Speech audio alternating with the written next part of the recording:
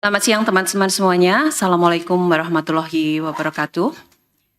Terima kasih sudah menunggu untuk hari ini, pada siang hari ini kami akan menyampaikan statement kelembagaan terkait dengan KPK yang nanti akan disampaikan oleh Bapak Alexander Marwata dan juga didampingi oleh Pak Sekjen KPK Bapak Cahya Haharyafa. Jadi teman-teman, saya nanti akan mempersilahkan Pak Alex dulu untuk menyampaikan pernyataan kelembagaan kepada teman-teman media semuanya, dan kemudian nanti akan kita lanjutkan dengan tanya jawab, tapi mohon maaf karena ada kegiatan berikutnya yang akan harus dihadiri oleh Pak Alex, saya akan memberikan hanya kesempatan pada 3 penanya. Baik, saya persilakan kepada Pak Alex untuk menyampaikan. Siang teman-teman, Assalamualaikum warahmatullahi wabarakatuh. Shalom, salam sehat dan bahagia untuk kita semuanya. Menyikapi pemberitaan media tentang penetapan Bapak Firly Bahuri sebagai tersangka dalam perkara dugaan dan suap yang sudah diumumkan oleh Polda Metro Jaya pada tanggal 22 November 2023. Pertama, kami atas nama Komisi Pemberantasan Korupsi menghormati proses hukum yang berlangsung di Polda Metro Jaya.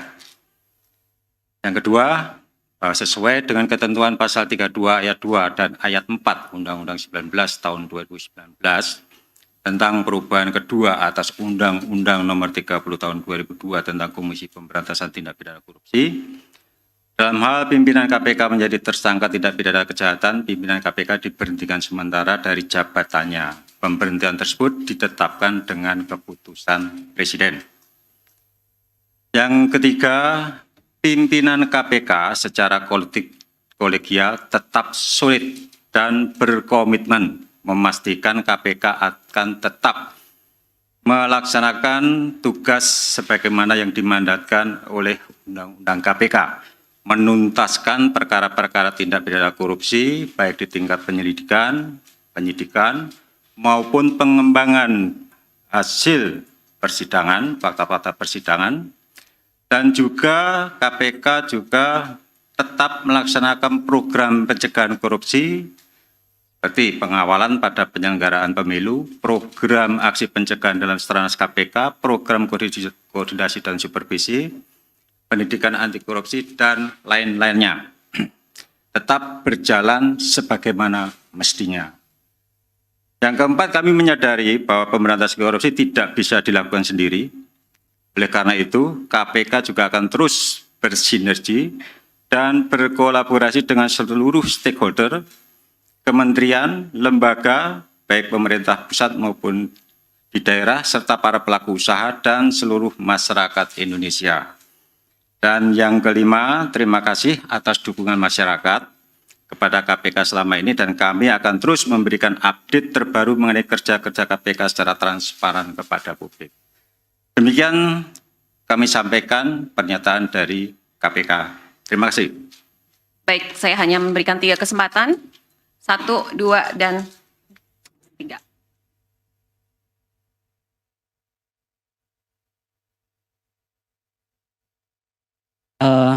Selamat malam. Selamat malam lagi.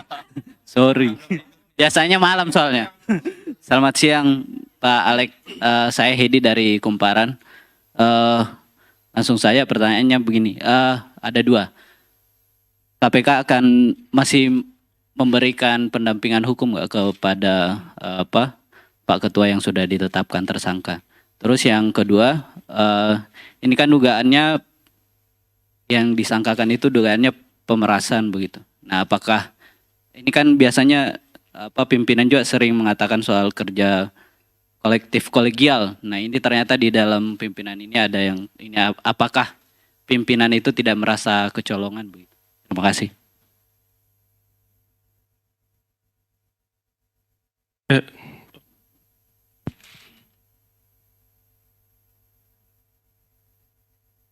Ya, yang jelas Pak Firly masih sebagai pegawai KPK.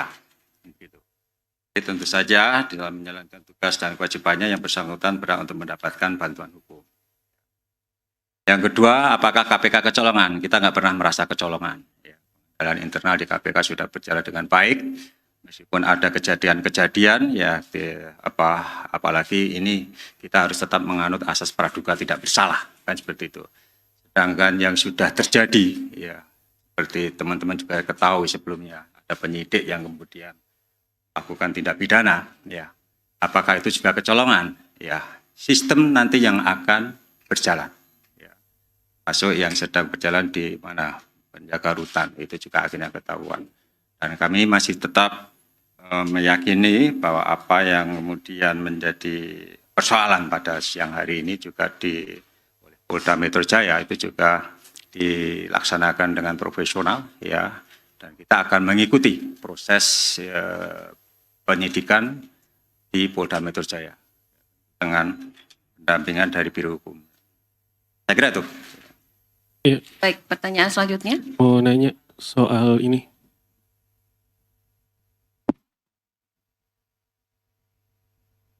Pak Alex, saya Yogi dari Harian Kompas.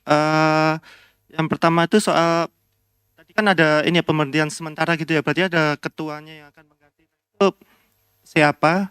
Terus kemudian bagaimana relasi KPK dengan kepolisian pasca penetapan tersangka ini?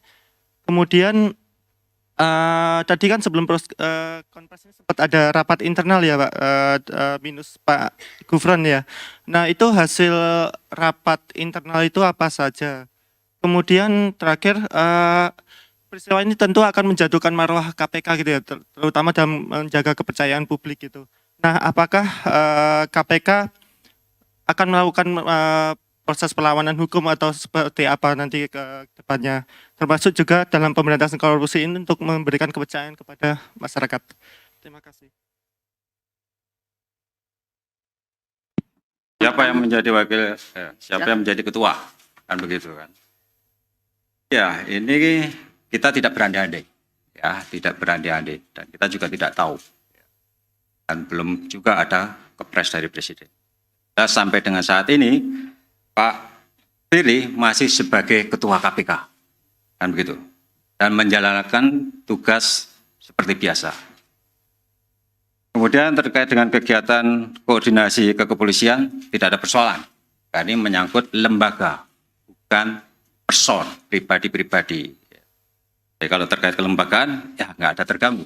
Sama saja kita berkoordinasi dengan Kementerian Pertanian, sekalipun menterinya sudah kita tetapkan tersangka dan kita tahan. Jadi, sama sekali nggak ada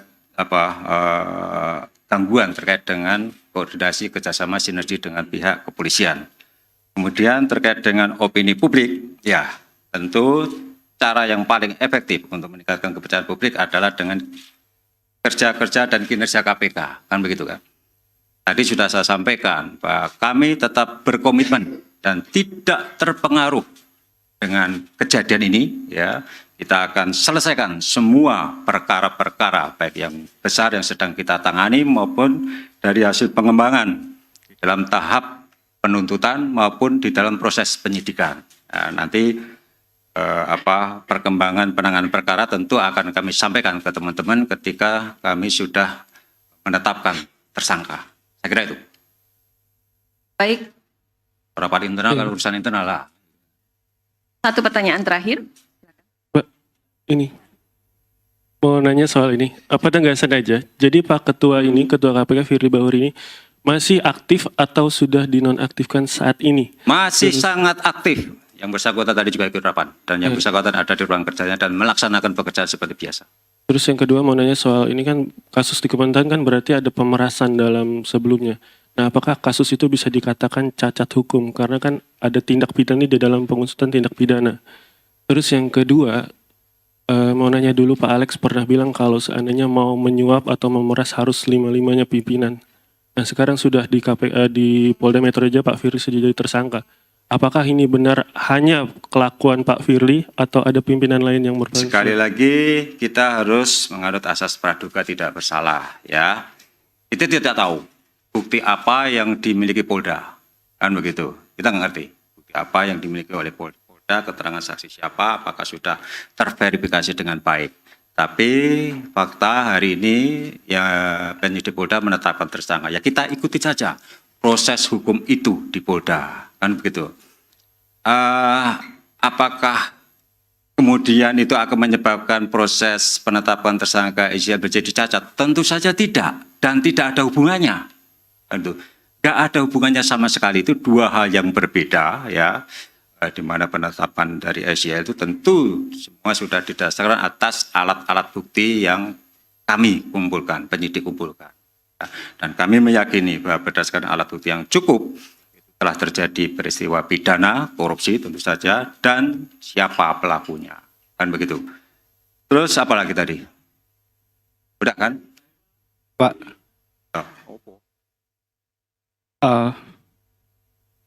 Ya, tentu itu menjadi hak dari Pak Billy untuk melakukan perlawanan. Kalau yang bersangkutan kan berkali-kali, saya kira sudah teman-teman wartawan juga sudah mendengar dari statement beliau bahwa yang bersangkutan tidak pernah menerima suap, tidak pernah melakukan pemerasan, kan begitu. Tentu dia Pak Billy punya dasar menyampaikan pernyataan itu. Dan ketika yang bersangkutan akhirnya ditetapkan tersangka, tentu ada upaya-upaya hukum yang akan Pak Billy lakukan, misalnya dengan melakukan pra-peradilan. Itu hal yang normatif saya kira. izin saya Yomal dari suara.com ingin minta tanggapannya Pak Alek. Kita mundur ke belakang, kita mulai dengan perkara Ibu Lili Pintauli. Itu juga ada kasus dugaan gratifikasi. Itu sudah lewat. Sekarang kita maju saat ini juga ada dugaan pembocoran dokumen oleh Pak Johanis Tanak. Itu juga disidangkan di Dewas. Ada pendapat yang menyatakan bahwa itu juga terbukti. Dan sekarang Ketua KPK pertama dalam sejarah Indonesia sejak KPK berdiri 2023, pimpinan KPK menjadi tersangka korupsi. Yang ingin saya tanyakan, apakah ada permohonan maaf dari KPK kepada masyarakat atau rasa malu kepada masyarakat? Sekali lagi, Itu yang ingin saya tanyakan. Ya, kita juga harus berpegang pada prinsip praduga tidak bersalah. Itu dulu yang kita pegang, kan gitu kan? Apakah kami malu? Saya pribadi tidak. Ya, karena apa? Ini belum terbukti, Ya, Pak Tanak. Kasus Pak Tanak di Dewas dinyatakan tidak terbukti. Itu yang harus pegang. Masyarakat menilai, masyarakat dasarnya apa? Kan begitu. Tetapkan tersangka, oke. Tetapi sekali lagi, ini baru tahap awal. Nanti masih ada tahap penuntutan dan pembuktian di persidangan. Itu yang teman-teman harus kawal, monitor, ikuti bagaimana proses ini berjalan di Polda. Tidak berhenti di sini. Tidak berhenti pada penetapan tersangka. Kita lihat, Polda sebelumnya juga melakukan penyidikan terhadap kebocoran dokumen. Ya kan? Mana hasilnya? Kalian nggak pernah tanyakan. Ya kan? Kalian nggak pernah monitor, tanyakan. Sementara di Dewas, apa fakta yang ditemukan Dewas pada kasus pembocoran dokumen di SDM? Nah itu. Kalian harus cermati juga itu. Oke? Baik teman-teman, saya rasa sudah cukup kesempatan untuk bertanya. Terima kasih sekali lagi pada teman-teman wartawan yang hadir dalam konferensi pers hari ini. Mohon maaf jika ada yang salah-salah. Terima kasih, salam sehat. Assalamualaikum warahmatullahi wabarakatuh.